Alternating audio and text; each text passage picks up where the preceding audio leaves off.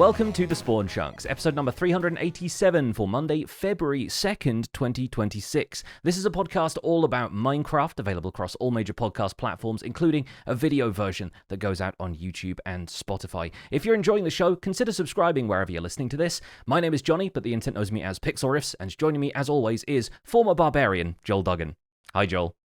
Hey, I have not lost the gentle touch of my barbarian from 10 years ago in Dungeons and Dragons, but if you want more Dungeons and Dragons talk, you should really check out the Render Distance this week. It's the extended version of the podcast that's available to our patrons. If you go to patreon.com/thespawnchunks, you get to support the show and get bonus content every single week. This week we were talking with Johnny specifically about DMing a one-off session of Dungeons & Dragons for the Gigs crew from Hermitcraft. So that's Gemini, Tay, Grian, Good Times with Scar, and Impulse SV, some of whom have been guests on this show before. And I've watched the first session and I'm a fan anyway, but I have to recommend everyone go check it out. It's a really, really good time. But if you want to hear a little bit about the behind the scenes, about how Pix came up with that kind of stuff, then check out the Render Distance. Also, this past weekend, we did our Minecraft Hangout with our patrons. That's where we hang out with you all and you tell us what you've been doing in Minecraft. That is in the editing hopper and should be up on the Patreon page today before this episode actually goes live. So if you're listening to this, it's already available for you to go back and listen and check out some of the screenshots that our Discord community shared with us during that live session. And then coming up, hopefully next week, we are going to be doing our patron hangout, which is where we go over the downloads, the YouTube metrics, and the direction of the podcast behind the scenes. So as a patron, you get a lot of bonus stuff, and that's over at patreon.com/thespawnchunks. There might even be some insight into upcoming future guests in that hangout as a quick incentive to... That's right. Yes, we got some people lined up. Stay tuned. In the meantime, this week we're going to be talking about the latest snapshot because Mojang has discovered the secret to eternal youth and its dandelions. After the quick login, we're going to be discussing the latest snapshot in the news, discussing how to keep baby mobs permanently cute, and then turning the main discussion over to some vibrant visuals chat thanks to a couple of emails we've had in the Chunk Mail inbox this week. But first, we're going to kick off with our quick login as per usual. Joel, what's new on the Citadel this week? So at the end of last week, I was sort of toying around with changing some of the blocks on the facades of the second floor bay doors. So I started the week by changing all of those. I haven't finished the design in terms of the details, but the broad strokes of having polished deep slate as an outside frame with quartz blocks as an inside material have been all finished up. So now all of the bay doors now match, which has become a problem when I go to fly to my storage room because now they all look the same again. So I can't, yeah, right. The storage room used to be the white one. Now they're all the same. So I'm constantly flying into the wrong room. But as that's changing soon, hopefully I'll be able to spot the storage room because I've started redesigning the storage room. That was the next step after getting all the facades done. And this is something that has taken a lot longer than I thought, but I'm glad that I'm taking my time with it because I think I mentioned last week, the mistake I made in Westhill was I just had a very functional, basic stone square storage/staging area for all of Westhill for most of the 5 years that I was there. And you're in your storage room a lot. And when you're doing content from Minecraft, you want things to look really cool, but when you're spending a lot of time in the storage room, depending on when someone comes into your stream, it may not look the best. So now I've decided, let's just design this whole storage area. I could repurpose it for something else down the line because it's very modular. There's different bays. There's a 5-block wide bay for each set of shulker boxes. There's only 12 shulker boxes in each bay because the middle section is something that I had to designate to hide a barrel because in the way that I had set up the storage in the area before, I had barrels next to shulker boxes because I could very easily take full shulker boxes that I don't use that much and put them in the barrels for bulk storage of stone or mycelium or whatever. And I wanted a place to have those, but barrels, any storage that's not a shulker box does not look sci-fi in Minecraft. Like there's just nothing that really works. So I decided to hide it behind a quartz pillar and a pale oak trapdoor. So the pale oak trapdoor is not perfect, but it's white and it sort of looks technical enough with enough stuff around it that it works. So there's a barrel hidden behind a trapdoor in every single bay. So that gives me 27 slots for shulker boxes full of stuff, usually related to the shulker boxes that are around: dirt, stone, wood, etc. And so I've wanted to have more contrast. The previous room was very light gray and white. That's the one I designed around the villagers. This one I wanted to have a higher contrast. I did have some reference material that I was working from, and one of them had a black shiny floor, kind of like the floors that you see in a lot of Imperial starships in Star Wars. And so I decided to go with black concrete and purple glass. And it took me a while to get the materials right. I'm still undecided on the border material. The border material is either going to be polished deep slate or deep slate tile. I like how dark the tile is, but of course it still looks like tile. It kind of looks like a stone block. So I'm not sure if I'm going to go that road. And one of the reasons I was on those choices, because at first when I was designing this, I wanted to have the lights that were behind the shulker boxes visible with stair blocks. But instead of doing that, I've actually sunken the design lower, and I don't need to have stairs in the floor. So that opens up way more textures. So I could take the black concrete right to the edge of the shulker boxes and still have all the light that I need, because below and behind every shulker box is a frog light. And so because shulker boxes don't block light, you're able to light the room without having bright white light sources everywhere. There's also some sunken lights in the floor with what looks like a power conduit, and that also eliminates the need to have like these pocket lights that break up the nice smooth black concrete look. So it was really a fun floor design. I'm quite happy with it. And then you've got, with the shaders on, the purple glass reflects all of the other things that are happening. So you get to see a lot more, we'll say, quote unquote, lights than are really in the room, because they're kind of reflecting off of the different surfaces with the shaders. And so it's become really effective. Now I've added a few things. I've taken the lights in the pillars and extended them into the ceiling and the floor.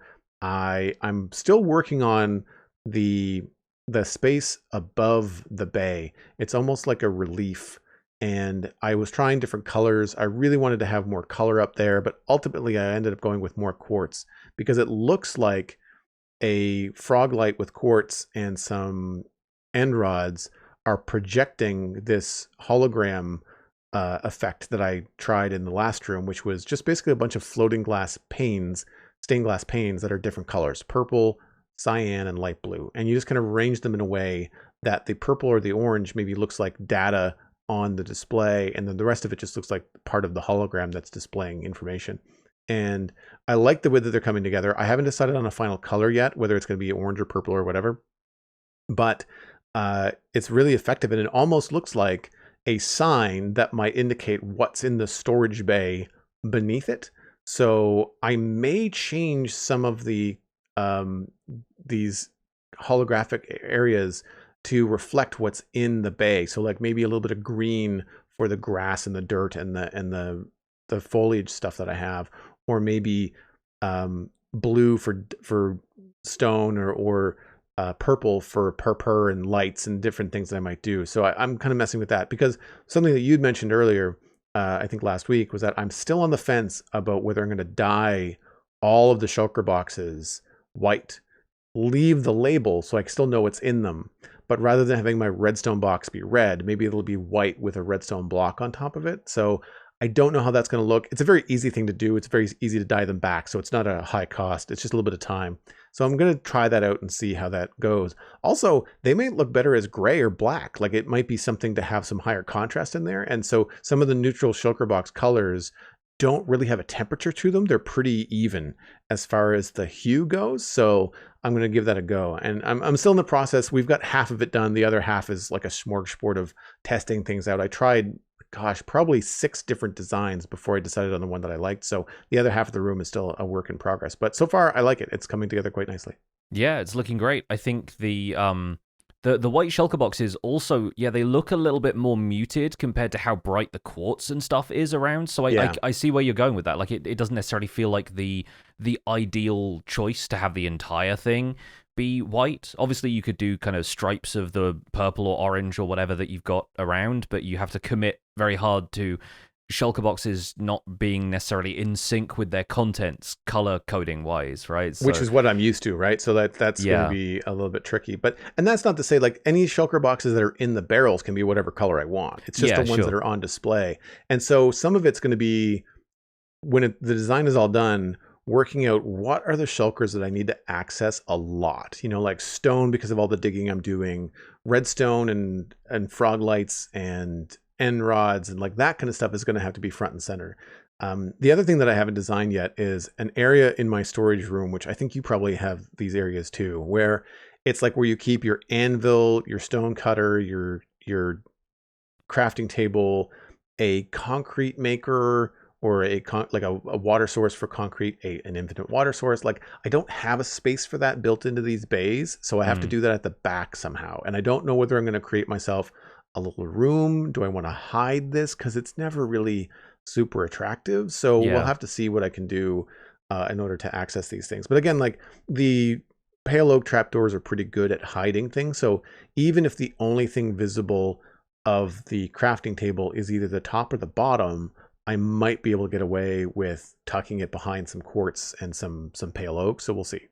Yeah, I was wondering if this would be something you could use the crafter for instead of having a crafting table because they're so obviously wooden. You could have like the crafter where you can place it directionally so the top face of it looks a little bit more like a keypad or something like that. And then you could feed stuff into it to have it be, and then maybe like redstone automatically detects when it's got a recipe in it and crafts the thing. But I recognize that that's then requiring you to, whenever you want to craft something, you don't get like the clickable interface version of crafting, which is probably going to slow things down a little bit or just be kind of tedious.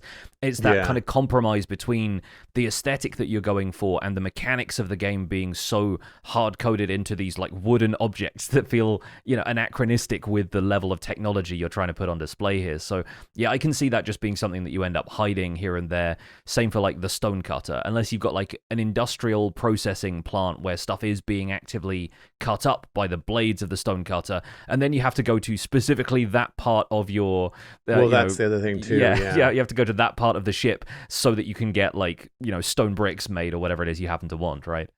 Yeah, I'm not really sure about having stuff spread out too far. Like I can deal with like bulk storage other places because you're gonna go there to fill up a shulker box once in a while. But even when I had a small 2x1 door cut in the back of this room to go through to where I was keeping all of that stuff, it got annoying on stream to the point where I opened it up to like a 6x3 like opening because I just got tired of going through this tiny door to go do stuff that I was constantly having to return to. So we'll have to figure it out. I might put it behind a hidden door. Before I finished West Hill, I did install like a piston door that was like a seamless piston door. So I could at least hide the entrance or a more convenient entrance to the storage room in the basement of the keep in an alley. And it just looked like a dead end as far as the design was concerned. But if you walked up to it the right way, then it would open up. So, we'll see. We'll have to figure out what I can come up with.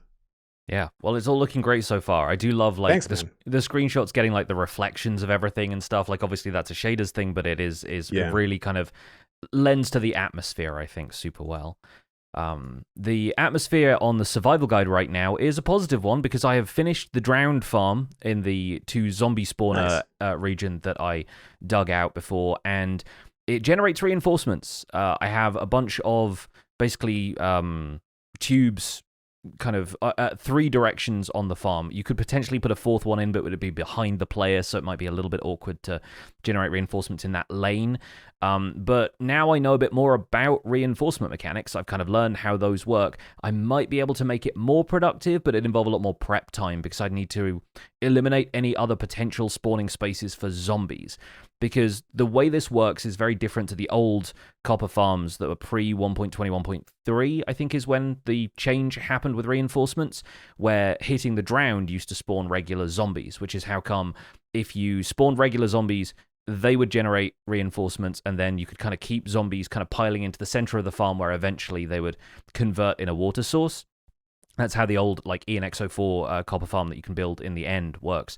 And now I have these zombie spawners that I could generate zombies from and then have them drown in the same way. But since the farm itself, once you started hitting the drowned, would only generate drowned, I would have to have a couple of these water lanes so that additional drowned could make their way in from that. And so there's a few like nuances to it that really rely on the zombie spawners being there to keep the farm operational. Otherwise, like the drowned would just kind of taper off. Like there wouldn't really be a chance for it to create infinite mobs that way. But I think this is productive enough for the time being that I can keep it around, and it's just nice to have a way to renewably farm copper right next to the copper aging facility. Or the copper aging facility in process, because the other thing that needs to happen, unfortunately, is that I have to rebuild what I've already built of the copper aging machine facing the other way, because it was going to face into the space where the drowned farm is now built, and so that was going to take up a large portion of the room.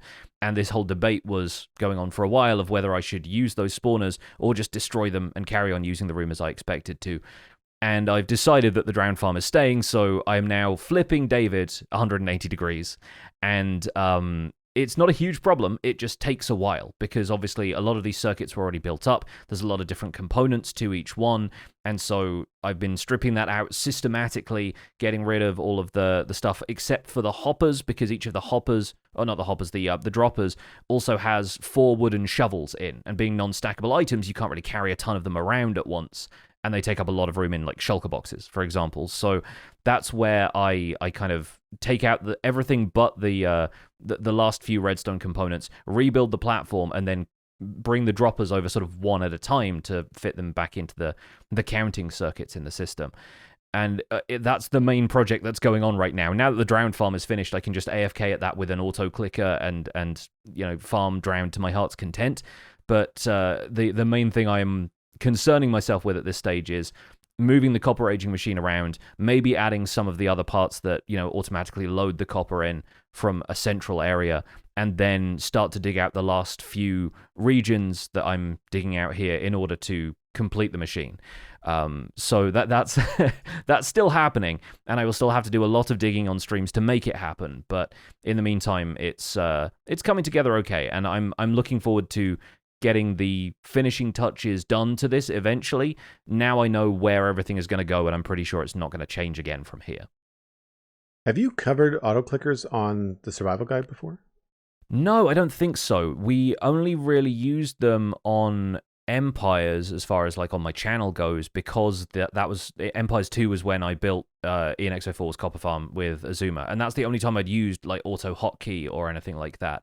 In this case, I might I might talk about maybe Tweakaroo or one of the other kind of mods that has like a suite of tools like that. And because Tweakaroo is very configurable, and it lets you like not only set up an auto clicker but sort of adjust the time very freely, so how frequently you swing.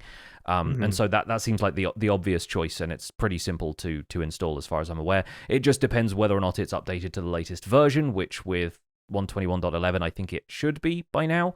I've definitely seen people using MiniHUD and similar mods by the same creator on servers that are on that version. So I'm hopeful that it's possible to do that. And if not, then AutoHotkey is an option, because it's sort of version agnostic. It's a separate app. It doesn't necessarily rely on Minecraft in order to run. So that's a possibility. But I am probably going to do that in like a separate instance that I would set up on like a modded launcher, and then just copy the world over and copy it back to my vanilla instance, so that things stay, purely vanilla when it comes to the survival guide experience. So I might do a tutorial on that, but I might also just that's something that happens off camera, and something that happens when I can, spare the time to AFK overnight, for example. Yeah. I mean, I have a macro capability on my mouse, so like I don't even need another app really. I need the app to run the mouse, so I might as well just use the macro on the mouse when I'm at the gold farm. And like you said, the sword swing like every 1 second or every half a second, or like whatever it is that you want to do, you can kind of control that. And then I just have a button on my mouse that turns it on and turns it off. And it's really funny when you forget to turn it off, and you're kind of going around your inventory. It's like, why am I picking stuff up at random? It's like, oh, because I forget that I have the auto clicker on, because there's no noise, like there's no feedback that it's actually doing anything. But that's cool.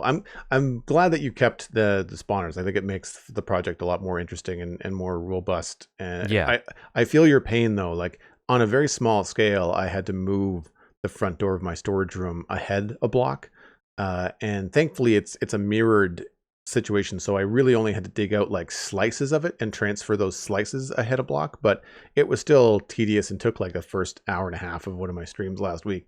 So again, I just didn't feel like I did any new content there. I just moved something that I designed the week before ahead.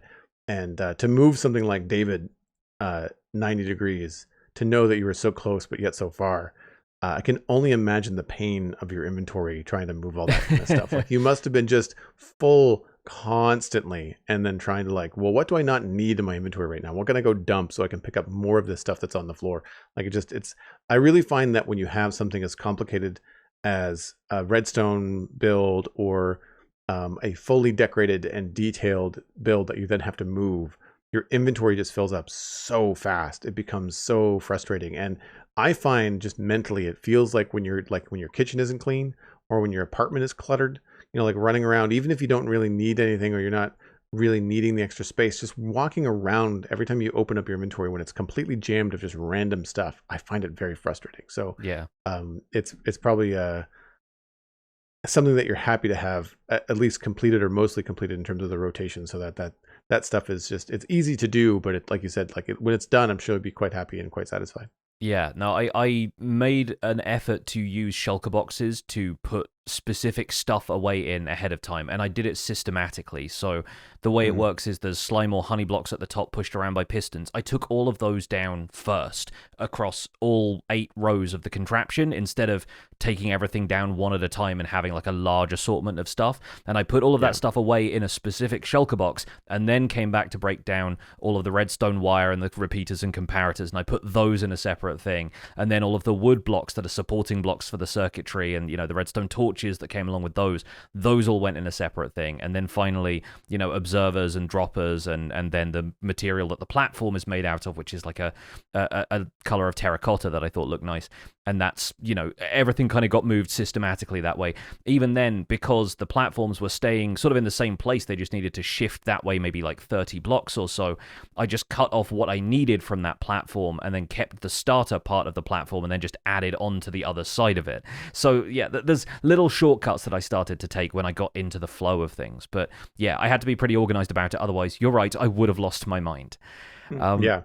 Let's move on into the news. Let's talk about the snapshot this week. We have Minecraft Java Edition Snapshot 26.1 Snapshot 5. This was published on Tuesday, January 27th. And the new features in 26.1 Snapshot 5, they've revamped the visuals of some more baby mobs, they've added new baby sounds for chickens, and they've added the golden dandelion. A golden dandelion is a new type of flower that can be used to stop baby mobs from aging. Interacting with a baby mob while holding a golden dandelion will stop the mob from aging. Interacting with a baby mob that has been stopped from aging while holding a golden dandelion will cause it to start aging again. And the golden dandelion cannot be used on hostile baby mobs or villagers. You can craft them right now using a dandelion and gold nuggets. Baby mobs have been changed a little bit as well. They've updated the models and textures of baby dolphins, squid, glow squid, turtles, and axolotls. The squid, glow squid, and axolotl have also had their bounding box increased to better fit the new model. There are a couple of UI changes as well. When using the search field in the game rules menu, the search bar will now also select game rules based on description and category in addition to namespace ID and name. So you don't need to know what exactly you're looking for. You can enter some search terms and usually Minecraft will figure it out and help you out that way. Technical changes in 26.1 Snapshot 5. The datapack version is now 98, which changes the syntax of some custom recipe fields. Dye is now available as an item component, along with a series of tags that support that functionality. The resource pack version is now 79, which includes some changes to glow particles as seen in the glow squid, as well as waxing or unwaxing copper.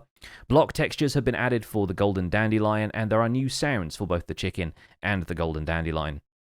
Some notable bug fixes in 26.1 Snapshot 5.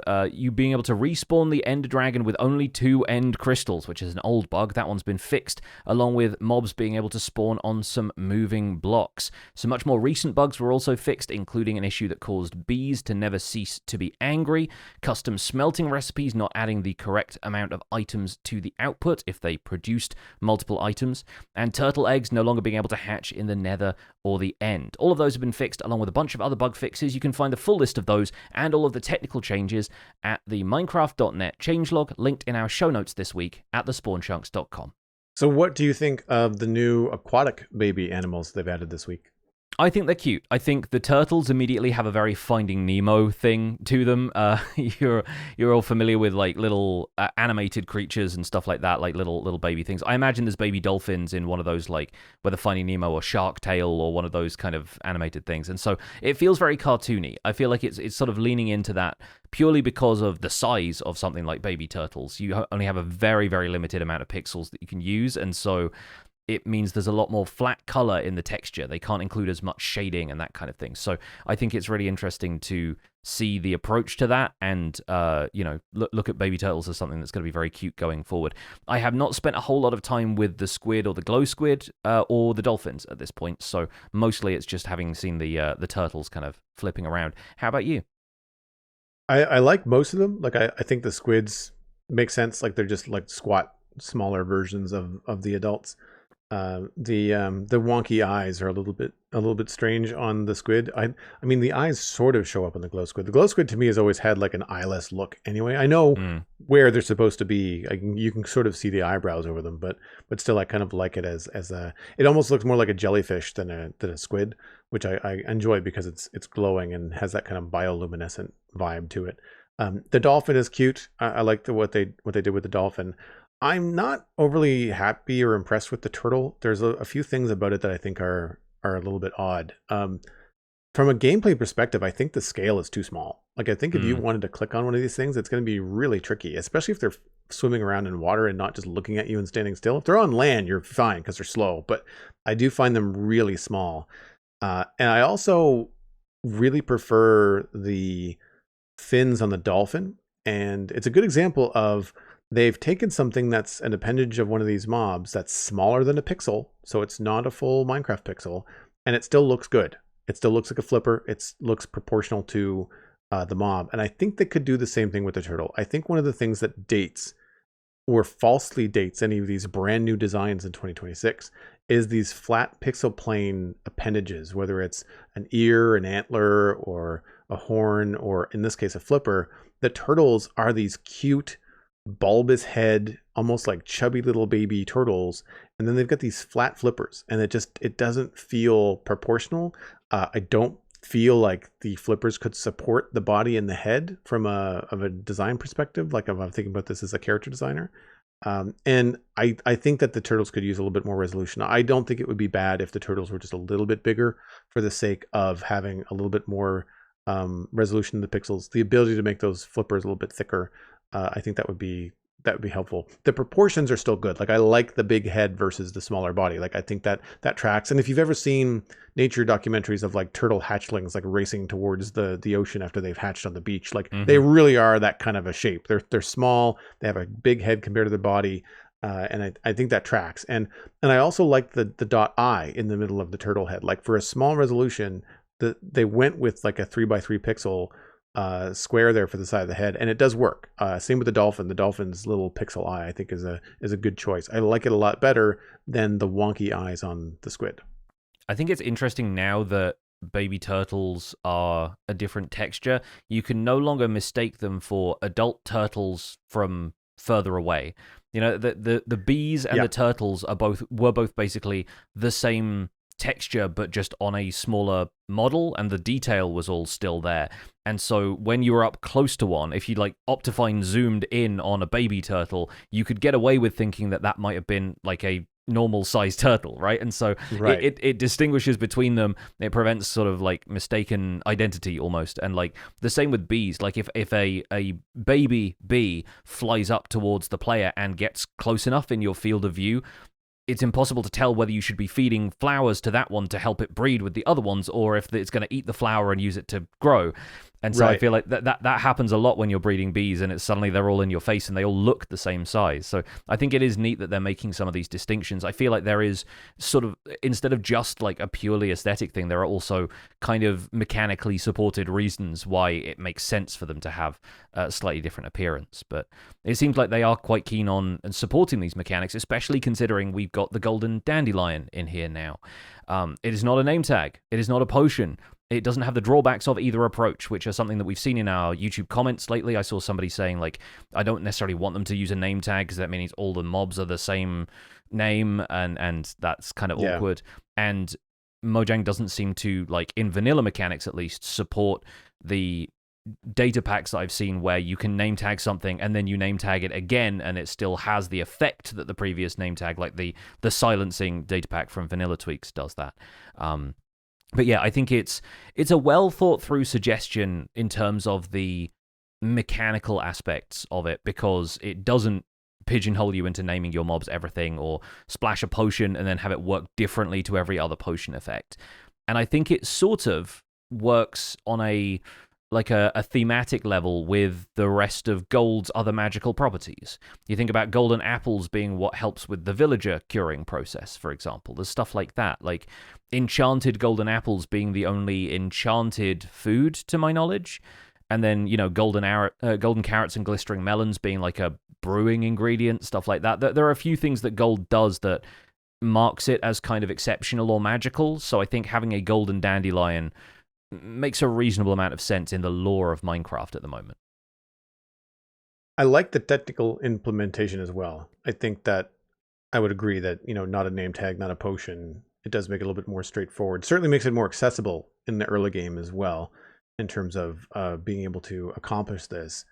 I do think the golden dandelion on its face is, to me, a bit uninspired. Like, it's a weed. And it's not even the prettiest Minecraft flower. You know, like, I really feel like they could have gone with something different. I like the idea of an item that you can feed to animals. I don't know. I guess I'm not sure what would happen with a golden apple if you fed animals with it previously. I don't know if that was. I guess they just eat it like regular food. I can't really remember. Yeah, you can use them to breed horses, I believe, but I don't think there's any other animals that eat golden apples. Right. Yeah. Sure. So I see what you mean with the implementation of gold and its magical properties in the game. But, like, I feel like there's an opportunity here for a new item, maybe a new flower that we could also then decorate with.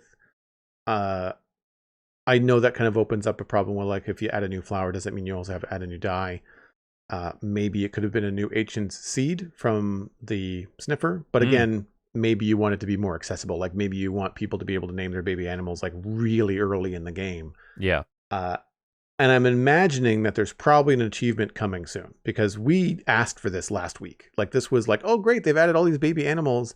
And I remember saying, it's very temporary. If they don't add a way for players to keep them babies, then this is really kind of an odd choice.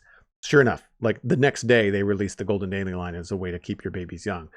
I feel like next week we'll probably see some sort of achievement to introduce players that you can actually do this, because unless there's some instruction somewhere that says feed a golden dandelion to a baby pig to keep it a baby pig, I don't see that being that intuitive, because the only thing that you can use flowers on in that way in the game are bees.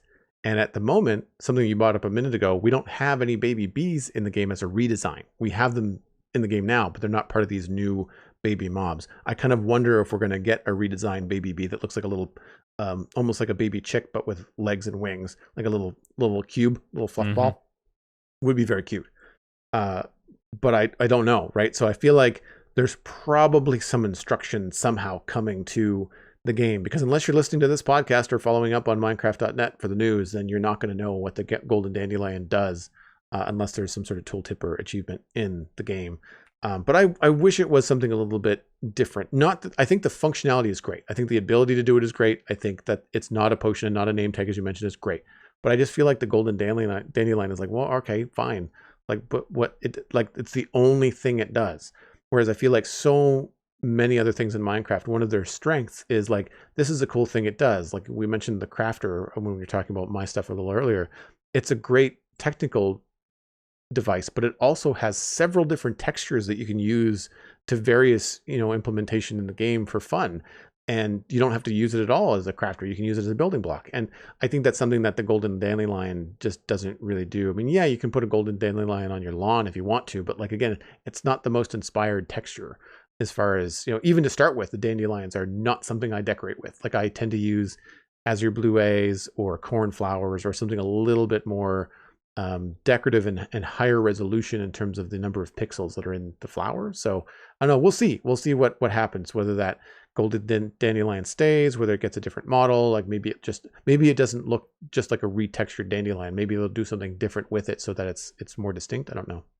I wonder if it's also because dandelions are generally fairly benign for animals and even humans to eat. Like, you can put dandelion greens in like a salad, for example. So I wonder if it's maybe leaning more towards this feels safer generally for younger players, especially, to think, oh, I can feed this to like, you can pick a dandelion and feed it to your guinea pig at home and just be like, don't grow up.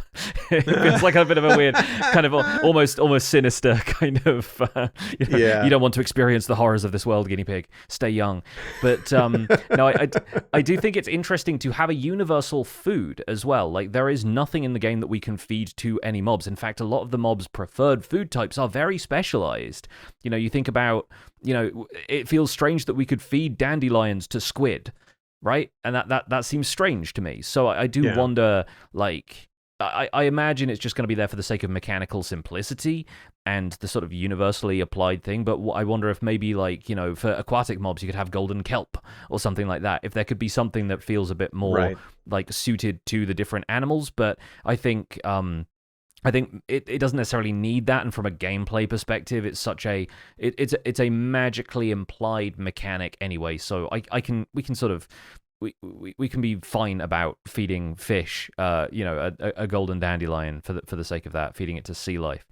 I'm curious if it being a universal food that way is something that they would consider for other types of items in future. But then I think it makes more sense for the animals' food that they prefer to be specialized in terms of like breeding and growing the animals, but the golden dandelion being something different and unique.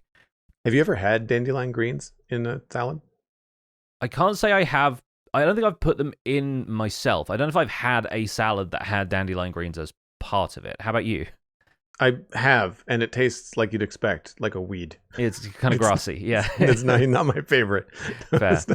There's a drink in the UK that's like dandelion and burdock, where it's like kind of a carbonated thing that I think uses, I don't know if burdock is a root or something like that. I can't remember exactly, but like, it's one of those kind of like old school like cordial recipe kind of things. So there is definitely dandelion cuisine out there, but fair play to you if you try it. It's not necessarily on the menu here all that regularly. We're going to move on into a combined main discussion and chunk mail, because both of our emails this week are from Bedrock players who have a bit of feedback about Vibrant Visuals, and with, of course, we're anticipating Vibrant Visuals coming to Java Edition eventually. It's been accessible for Bedrock players for some time, so we thought we would talk about how these Bedrock players have acclimatized to Vibrant Visuals, along with some thoughts on how it may land when it comes to us with Java Edition. First email is from Steven99, Vibrant Visuals Changing Builds. Hey, Pix and Joel. I've been listening for a few years, but this is my first email. Lately, I've been playing with the shader pack Joel mentioned called Visual Vibrance that mimics Vibrant Visuals. I don't normally play with shaders because it can change how my builds look in ways other players don't see, including oversaturating the colors. I noticed this with Visual Vibrance, which made parts of my build more contrasty than I wanted. This got me thinking, though, if Vibrant Visuals is going to be the standard going forward, should I expect that this is how my builds will look in the future? Will you be building your next projects with increased saturation in mind?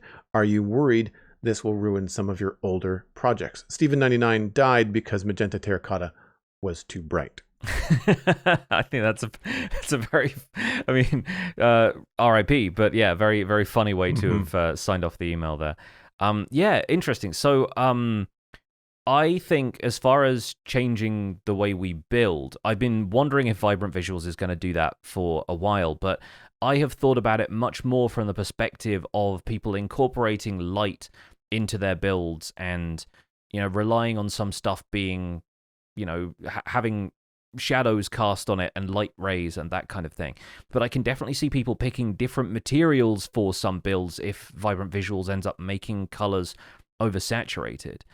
I've seen that some players who play with shaders regularly even build with sunblocks because they have special effects like the the shader packs that add like an emissive glow to ore blocks. You can use that as like a fun kind of effect if you want to build something more magical, and you have like a crystal cave with, you know, maybe copper ore in the walls, and the ores can glow. The twinkly parts of glow lichen are another one where they'll add like emissive pixels to it to really make it kind of pop out, and it can look like a star field if you put it on a ceiling with glass in front of it or something like that. So yeah, I'm curious if that is going to be the case.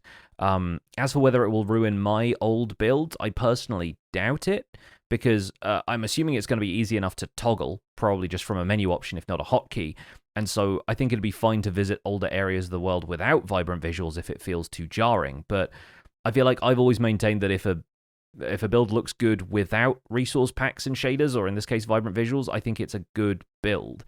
I feel like I'd be more worried that it happens the other way round. Like if I build something simpler that looks good with vibrant visuals, there's that old kind of adage of like, you know, shaders can make even a dirt house look good, right? Because it's the lighting effects and that kind of golden glow of sunrise and the shadows and stuff that it's cast makes it look more polished. But then if you switch back to default graphics, you realize the build isn't necessarily up to your standards. That's the way around I would be worried about it happening, not really too concerned about going back to my old builds and going, actually, when I put vibrant visuals on, that looks rubbish. I'm confident enough that I've built it right the first time around, and with the shaders or vibrant visuals on, it would just look like a little bit prettier thanks to the sunlight effects. Yeah, I've not had much of an issue with block saturation in the shader pack that I use, which is Complementary Shaders Reimagined, and it's kind of a in-between shader pack. It's got a lot of the lighting and a lot of the render distance stuff and the atmospheric things like light shafts and fog and things like that Vibrant Visuals has, but it doesn't have the oversaturation of the blocks. It does add texture in terms of like reflections. So like concrete is a little bit shiny in the sunlight depending on the angle. There's a lot of reflection in glass that you can toggle as well. So I've been playing with that for quite some time. And it's funny that you mentioned glow lichen, because that was actually one of the things that I did not use in Westhill to light very much. If I needed just like a little bit of light in the corner, it would totally work in regular graphics. It would look like moss growing up a wall. It would turn a 0 into a 1 as far as lighting would go, and I'd be spawn proofed and ready to go. But then with shaders on, it looked like a street lamp. Like it was really bright. It would glow on the side of something that wasn't magical. It was just meant to be like a brick wall, and it didn't really jive. And I don't have the know-how to go into the shaders and say like, just for glow lichen, turn that off. It's kind of like a universal implementation across different things in the shader pack. So I ended up not using glow lichen in those situations, but I started using shaders back in the summer, even when I was really only getting 30 frames a second with them when I was streaming. I've just gotten tired of looking at the older graphics in Minecraft. Like I play a lot more modern games, including more modern voxel games, and I much prefer the lighting with shaders for builds that I was putting 5 years into, like Westhill. Now that I have a new video card, I'm getting over 60 frames a second, so it's a lot smoother when I'm in the sci-fi area. I don't know if the hardware that I threw at it, though, is really in balance with the bump that I get. Like I really was anticipating getting a lot more than just 60 frames a second. But that is probably like a combination of Minecraft and shaders, and like you just don't know. It's obviously not really optimized for that. So I'm not sure where I'm pushing the performance there. I much prefer shaders for the work in the sci-fi area. I've turned them off a couple of times just like to check some frame rates and some technical stuff. And I really feel that the lighting, specifically light blocks that have that emissive glow, blocks in the game that don't have block light but still have that glow in the dark kind of vibe to them, really help with the selling of the sci-fi area. And reflections on glass also really help too. It's not that it looks bad in regular Minecraft graphics, it just doesn't have the right kind of vibe that I think a cyberpunk / sci-fi area would. So I'm going to be playing with shaders probably going forward. And a couple things that have affected my gameplay that I do realize is that they can be a bit dark. So similar to Steven's experience with like night, dusk and dawn being hard, sun at low angles being difficult, digging that pit, unless it's noon, midday, it's really hard to see. So I have to have a light block like a end rod or something in my offhand to see what I'm doing, and so the stream can see what I'm doing as I'm mining around. So that can be a little bit challenging, and I'm sure there's probably something very similar with Vibrant Visuals, going caving, working on certain things. And I think we discussed before that depending on the control that you get, you can change this with most shader packs, but with Vibrant Visuals, I'm not sure. The way that you're building faces. So here in North America, or at least in the Northern Hemisphere, most buildings that you want to have a sunny side are going to face south, because most of the time the sun is going to be on the south side of the building. But in Minecraft, it's a lot more straight overhead. So your east and west faces of your building are going to get direct sunrise and sunsets, whereas your north and south faces of the building are going to be in shadow almost all the time. The front gate of Westhill faces north. It never really gets direct sunlight unless I start to change the shader settings. So if I had that all to do over again, I might have considered which way the main gate was going to face. Like that kind of stuff might be something that you need to think about when you're looking ahead to Vibrant Visuals. But I think for me, going forward, I'm going to be trying Vibrant Visuals. I'm hoping that it'll give us some more control, but I'm not really finding that with shaders anyway, that I see something that looks good with shaders and bad without. I tend to find that my block choices look good or okay without shaders, but then better with. So they kind of amp it up a bit, but they don't break it necessarily. I do find maybe the opposite, not so much the saturation, but the contrast. So something like black concrete with the shader pack on, it's really black. Like you can't see the seams. I missed a block. Like there's a hole in the floor in my sci-fi area this week, and I tripped over it because like unless you're right on top of it, you can't see the edges. Whereas you can absolutely spot it in regular Minecraft graphics. So sometimes the darks can be really dark, and so the contrast might be something that you have to play with. But those are settings that we have available to us in shaders, and to my knowledge, the 3 or 4 clicks of contrast in the Vibrant Visual settings back when I tried it in Bedrock in the fall didn't give you a lot of control. So I think that it's going to be very situational how much people change their builds and build style to accommodate Vibrant Visuals if they want to use them, versus whether they're going to start doing it now. I'm not doing anything now in anticipation of Vibrant Visuals. Are you thinking about it in that way? Like you're looking ahead going like, maybe I should build this differently when, anticipating Vibrant Visuals? Not at all. And it's mainly because we don't have a release date for Vibrant Visuals yet. We don't have like a timeline or a roadmap. It'll be done when it's done. So I'm not thinking about it until we get an announcement of when they're arriving, and then maybe I will start to think that way. But as of right now, like I could have moved on from this project by the time Vibrant Visuals actually lands, and most of the stuff I'm doing right now is underground, so it's not really going to take advantage of like the sun angle and stuff anyway. But I am curious if Vibrant Visuals is going to get the same treatment to what Bedrock RTX got, which is that resource packs control a lot of the behind the scenes settings. So it's not necessarily like a whole options menu within the game itself. It's a lot more about applying a resource pack over the top of it, which I think I was using Kelly's RTX by the end of my Minecraft RTX journey, and that one changed a lot about the default graphics look of RTX on Minecraft Bedrock. And I don't know if the same has happened with Vibrant Visuals on Bedrock Edition yet, or if that's something that maybe is obscured from Bedrock Edition players and resource pack creators specifically. But since the appeal of Java to some folks is the level of customization you can have over it, potentially when the Java folks build out Vibrant Visuals, they will be looking into ways that players can have more control over that. Especially because I think the reason that people play with shaders, and the reason people are more likely to perhaps stick with shaders over Vibrant Visuals when they come to Java, is the range of options and the amount of customizability that is in place. And I think if shaders give us a means to tinker with that stuff while we're looking at it, instead of having to, iterate on a resource pack and come back and check things and go, actually, I don't quite like that. Let me tweak that by 5%, and then go back to the JSON editor and then re-import the resource pack and so on and so forth. I don't know if that's necessarily going to be everyone's favorite means to work with that. And so whether that means a mod that allows you to adjust aspects of Vibrant Visuals on the fly, or if we just stick with Iris and run shaders, like it's going to be interesting to see which line people fall on. But right now, I think sticking with Steven's email about changing builds, like the more dedicated and artsy builders who I follow have been building a lot of texture and implied lighting into their builds lately, using like block variety, right? And so I'm curious, once there are more realistic shadows and lighting effects in vanilla Minecraft, is there still as much incentive to do that?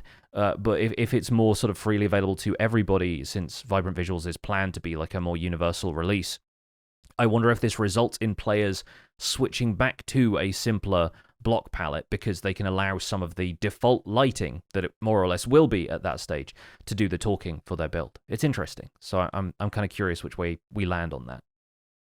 I actually did both. In West Hill, once I switched to shaders, I was still doing things like adding lighter blocks in the middle of a room where there's a hole in the roof.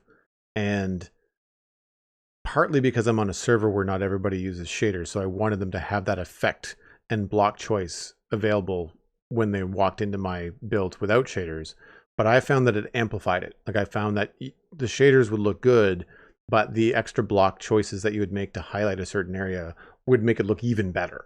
Yeah. So it wasn't like a right or a wrong, or me saying like, well, I no longer have to do all that work. It wasn't that much work to begin with. So I feel like players are probably going to still do both, especially if it's now something that a more advanced builder has just kind of has in their repertoire and wants to do anyway because they find it satisfying, or it's just human nature. It's just part of their process now. Then I don't think continuing to do it is going to be a detriment. I think it's going to actually look even cooler, because with something like a whiter or lighter block like calcite or diorite on the peak of something that's going to get a lot of light, if you then add rendered light on top of that, it's going to be really bright, maybe even reflective, and you're going to add some really cool effects. There may be situations where people have to dial it back and say like, oh, well, polished diorite and Vibrant Visuals maybe is too shiny. Maybe I have to use regular diorite or calcite or something. But hopefully there'll be block choices that people can get into. I know what you mean about the granular settings. I really like something about Complementary Reimagined, which is that I can change the shadows from being like smoothly rendered to pixelated shadows that emulate the way that pixelated shadows are in Vibrant Visuals.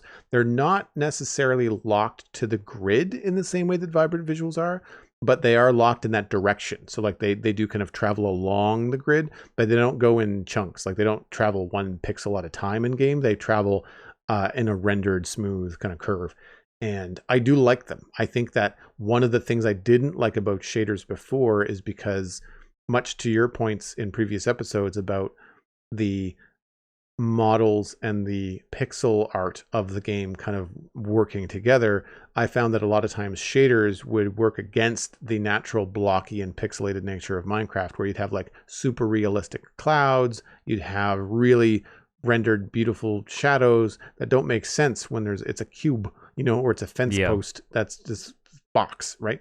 And so I find that the pixelated shadows on Complementary Reimagined is really nice, especially because they have like a dithered edge, much like a real shadow, in that it has like a slightly more transparent edge, and then it gets deeper and darker the closer into the middle of the shadow that you go.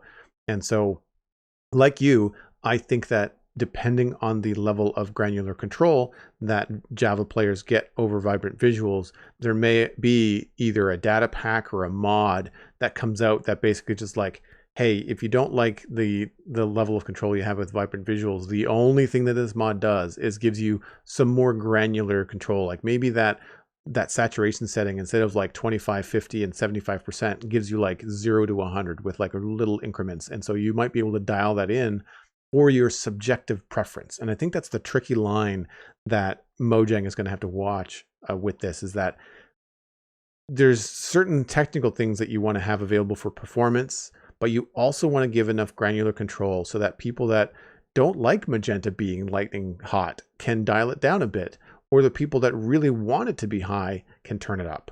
And if those are things that can be under player control and maybe even under environmental control, I think that would be really cool. A really good example is something that they'd implemented in the last few years, where if you walked into West Hill on the server and then walked into my sci-fi area, I could, in a way, have it so that you'd have a server-side a resource pack that would download and be implemented before you could enter the area. Like it's a server area preference resource pack. if that was available with Vibrant Visuals, like, hey, you're in the medieval area, this is going to be a softer Vibrant Visuals experience, and that was built into something where you would walk in and it would do that, versus if you went to someone's cyberpunk build and they said, oh, in this area we want the Vibrant Visuals to be just cranked, turn everything up to 100, lens flares, all of it. And then when you walk in there, it's a different experience. Now, I have no technical knowledge, so that might not be possible at all. But it is possible to have those resource packs controlled that way, as far as I know. So it would be really cool if you could have that kind of granular control. But if not given to the players from Mojang, I would imagine that the modding / data pack community would come up with something quite quickly. And that's a really good point, is that it's not just about the way builds look, it's also about atmosphere. And that's what ties into the other email that we got from Cinco. The subject here is 6 months of Vibrant Visuals. I am primarily a Bedrock player, since that's where most of my friends play, and we've had Vibrant Visuals for about 6 months now. I wanted to share a bit of a review. I know Java players are eagerly waiting for Vibrant Visuals, but to be honest, maybe the grass isn't greener, pun intended. This may just be my personal take, but after the initial hype, I actually don't really play with Vibrant Visuals regularly. I'm not sure exactly what it is about it, but I also don't see Bedrock YouTubers playing with it very much.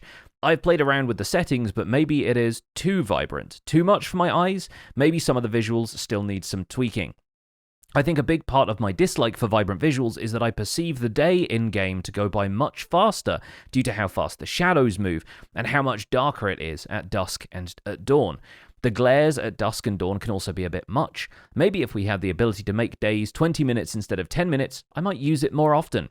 While Vibrant Visuals can add a lot to builds, and the water and night look great, I have to play with a shorter render distance with Vibrant Visuals enabled. It makes sense, but for me personally, I'd rather be able to see things farther off in the distance than have Minecraft look like the world ends in 100 meters or so in front of me. Maybe if there's an improvement to Minecraft fog on Bedrock, allowing things to fade off into the distance, that would be less of an issue. My prediction is that Java players will end up going back to shader packs or mods they were using before, or just play with vanilla visuals. I could be wrong. Vibrant Visuals sounded like a great idea in principle, so I understand why Mojang is doing it. I know I was excited for it, but maybe we shouldn't always get what we want. Cinco made some tea and coffee for the both of you, figuring you had nodded off while reading this email. Well, no, actually, it's really part of like a lively discussion that we're having here. But thank you for the tea and coffee. We appreciate it. I think this is the other side of this argument, really, is that I can relate to some of what Cinco is saying here. Like, when, I forget which update it was, I think it was Garden Awakens or maybe just after, but there was a change to fog settings and color map. Right. That I was instinctively trying to go to bed too early in vanilla Minecraft because it felt dark enough about a minute before you should actually be able to get in bed. And I think it took me a long time to get used to that change. So like, I can imagine switching to Vibrant Visuals further throwing off my reflex when it comes to, oh, it's dark outside. Because typically I'm sleeping to avoid mob spawning, and the player has a window in which you can sleep before you get any hostile mobs generating at nighttime. So I think it makes sense that some of those things become a concern. I will push back on one element of this email, which is that I'm somebody who doesn't want 100 chunks of render distance in a vanilla world. And a lot of people lately have been playing with mods like Bobby or Voxy or Distant Horizons, for those like level of detail mods that you can see way further out if you have cached like a rendered version of that chunk. If you've been there before, then you see it in the distance. And it changes the atmosphere of the game for me, and not in a positive way. I think Minecraft probably needs more like atmospheric effects, like, a daytime haze or a fog, or, cloudy days without rain, or even sandstorms or something like that, to make it feel realistic at those distances, because being able to see clearly for that far feels like every day is the clearest day ever, and it doesn't necessarily feel realistic to me. And that may be just because of, atmospheric pollutants and stuff. If I'm looking out on a hilltop and there's like a city nearby, that city is probably producing a certain amount of smog or whatever. But it does feel like in Minecraft, that stuff feels not only unrealistic because of the distance you can see with no sort of visual fade or drop off, also the fact that when you're seeing that far and you haven't explored in exactly the same radius around you, a lot of the time it can just feel like there are like regions of the world loaded, but there's this weird like blank void to your left anyway. So I think the render distance being in a little bit tighter at least allows you to feel immersed in a world without looking at the mechanical nature of this being loaded versus that not being loaded. And I know there are some mods that have like a bit of stuff to compensate for that, or they will load temporary terrain based on the seed before you go there and actually see that somebody's built something there. But I think it's an odd one, and it's something that I'm not certain I want, like startlingly high render distance, even with or without vibrant visuals. Like I think that's not something that's as attractive a prospect to me as it might be to some players. So I play with Voxy. I switched from Bobby to Voxy recently, and I have my client render distance at 28 chunks versus the 16 that's on the server. And that's just for performance and for everybody else on the server that may not want that kind of distance. I can't say I've spent a lot of time looking at the render distance in regular vanilla Minecraft, so I've always had the shaders going, which means there is that atmospheric perspective, and it is pushed off at a adequate distance to whatever you set your render distance to. So if your render distance is only 16, you're going to see that fog a little bit closer. Whereas if your render distance is 28, like mine, which for people that want an easy bit of math, it's 448 blocks, as opposed to the 100 blocks that Cinco was talking about in their email. So 4 times the render distance, which I do like. Now, I also have a system that can run that fairly smoothly, and I'm doing it because I can't seem to do anything small in Minecraft, and I really don't like it when the other side of my build is not rendering in because the render distance is not that far. Sure. And so because of that, I chose 28 was just the number that was just a little bit longer than West Hill was wide. I think West Hill is something like 24 chunks wide, so 28 was perfect. I could be on one side and the wall of West Hill was still visible on the other end of the town. And I've just kept that setting. I think it also happens to be a good render distance for the sci-fi area as well. I don't know how many chunks across the command center is, but it's big. Like the whole island is 700 blocks. I want to say 200 of that is probably like tip to tip on the command center. It's probably that. So it's decent. It's like 10 chunks maybe. I feel like the sacrifice that people are going to make is going to be environmental, because I know that there was some pushback from you and from other players about that change to the fog. And I have definitely I haven't tried to go to sleep. Because of the map mod that I have, I've got a 24-hour clock in the game. Right. And so I know that at 1832 is when I can sleep. But I have absolutely started heading towards the bed and then realized it's only 1600. Like I can't sleep for another 2 minutes or 2.5 minutes because it feels so dark. Not only because I've built something that's almost like a cave, but also because of the lighting changes with shaders. And in other games, I've also noticed that Hytale, I always try to sleep too early. It's very dark in that game, and very dark at dusk and at dawn. And so you don't realize that you can sleep, or you feel like you can sleep a lot earlier than you really can. And so I think that will be something that they probably have to balance out with vibrant visuals in Minecraft. I feel like there's going to be not just gameplay pushback. I do think that the too much for the eyes thing is a real concern. As an artist, there is something to being exhaustive to look at. It's hard to look at something that's super vibrant all the time.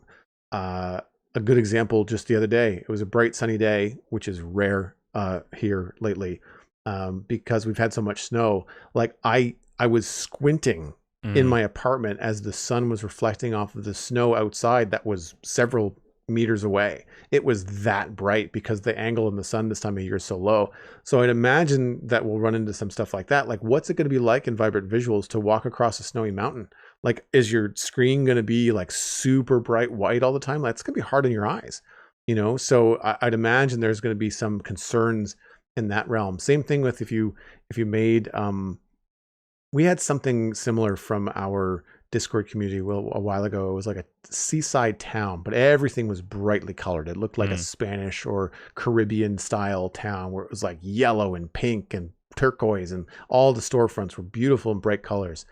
and it looked great. Some of the shader shots they had were great, but in Vibrant Visuals, if those things are overly saturated, like to the point where people have been complaining about it, like, Cheeto sand, and I thought that the dirt was really bright in Vibrant Visuals, that kind of stuff could be almost offensive visually. And not because they're bad builds, but because it's being rendered at such a loud, not hue, but like a loud vibrance that it's going to be hard on the eyes. And so that's a real concern. Yeah. I think ultimately a lot of Java players are going to stick with shaders because the Java community does not always enjoy compromise. I think that's part of it as well. Like, I think anyone who's comfortable enough with like modded gameplay in general doesn't seem to mind keeping it modded just for the sheer variety of options. And so I think that's part of it, is whether or not Vibrant Visuals will allow us to have a level of manipulation over that stuff. So if people don't like it, they can change it while keeping it part of their experience and not just going back to vanilla visuals or switching on a shader pack. And I think those of us who are strict vanilla purists will probably still get some mileage out of Vibrant Visuals, but I do hope we get a lot more level of control over it ultimately. That's really where my head is at. That's probably where we'll wrap up this discussion for today, folks. But thank you so much for sharing your opinions on Vibrant Visuals, and keep that conversation going in the comments. We'd love to hear what more Bedrock players think about the experience so far as we wait for it to arrive on Java. But that's going to wrap up this episode of The Spawn Chunks. You can find more information about the show and links to some of the stuff that we've talked about today over at thespawnchunks.com. The music for the show was composed by me, and The Spawn Chunks is proud to be a listener-supported podcast. All of the funding from the show comes from our Patreon, so if you get some value out of the show, why not consider putting some value back in? Patreon.com/thespawnchunks is the place to go to join our community. Pledging at any of our paid tiers gets you an invite to our patrons-only Discord chat. You can listen to the show live when we record it in Discord every Monday. We also have monthly and quarterly hangouts. The quarterly is the next one coming up, where we'll be discussing the behind-the-scenes facts and figures of the podcast, and you can listen to the latest monthly hangout. Should be arriving in your podcast feed soon if it hasn't already. We currently have 264 patrons, which is down 4 from last week. There's always room for more. Special thanks go out to our content engineer patrons. That's Kinda Beald, Hunter555, Jumbo Sale, Mindtrip Media, and That Penguin Dude. Thank you for your support on this episode. Sharing the podcast with your friends is the easiest way to support the show. It's free. Just tell a friend about the Spawn Chunks and where they can go to listen to it. We are the Spawn Chunks on all the social media that matters. You can email us at spawnchunkmail@gmail.com if you'd like to be part of the conversation. The RSS feed is linked on the spawnchunks.com, and the patron-only RSS feed is on the Patreon page. That's where you get the render distance, the extended version of the podcast. My name is Johnny, but online I go by Pixel Riffs. You can find most of what I do at youtube.com/pixelriffs, where the Minecraft Survival Guide is currently in its 3rd season, and if you're tuning in right now, there should be VODs of the Gigs D&D sessions up there as well. I also stream 3 days a week on Twitch, and that also includes a bit of Gigs D&D these days, but I do behind-the-scenes work for my YouTube series the rest of the time. I'm the voice of the unofficial Hermitcraft recap, which you can find through a quick YouTube search, and aside from that, I'm at Pixel Riffs on both Blue Sky and Instagram. Joel, where can people find you online? I will point you towards the Citadel Cafe, which is my podcast about sci-fi and fantasy entertainment. Episode 501 is live. That came out over the weekend. Stephen and I talked about the series and season finale of Stranger Things, as well as new trailers, Masters of the Universe, Avengers Doomsday, and Super Mario Galaxy, the movie, all coming soon, and we had our thoughts to share on those. I'm Joel Duggan on social media, very easy to find, and Joel Duggan on Twitch, where I stream Tuesday through Friday at 9, Saturdays at 1, mostly Minecraft, but we'll throw in some Hytale from time to time. Thanks for visiting the Spawn Chunks. The world outside is infinite, and infinity casts a long shadow.